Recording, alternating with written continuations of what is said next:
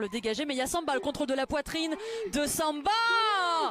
Et le voilà, son 4e but à la népalaise. Guingamp qui égalise 3 minutes après avoir encaissé ce premier but. Très beau. Gignoux s'était avancé.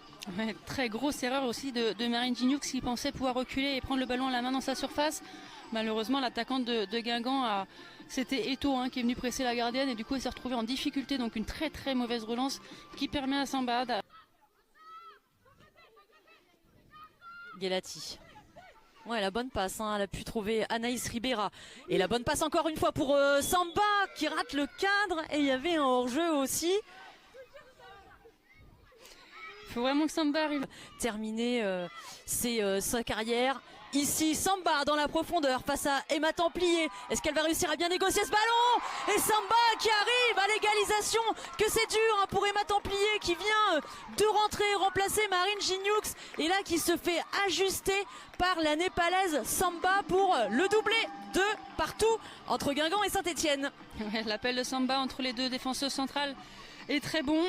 Elle arrive à crocheter, rester sur son pied droit et à trouver le petit filet de la gardienne qui vient tout juste de rentrer, qui n'a même pas touché pour elle. Alors est-ce que c'était le choix du coach aussi de faire ce changement à 2-1? C'est une question qu'on pourra lui poser à la fin du match. Mais voilà. Là, il y a une possibilité, il y a du monde aussi de l'autre côté. Et c'est la tête de Bataillard qui vient couper le mouvement, en tout cas le ralentir. Mais Samba qui tente ce lob et qui le réussit pour la 2e fois. C'est le triplé aujourd'hui pour Samba. Et potentiellement le 3e but, celui de la victoire pour les Guingampaises. Alors qu'il ne reste que quelques secondes à jouer.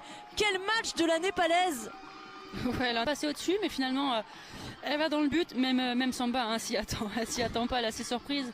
Mais c'est incroyable ce qu'elle a fait là, encore en lobant la gardienne. Donc elle met son triplé aujourd'hui pour Osage qui a des crampes, comme on le disait il y a quelques minutes. Ouais, c'est dur.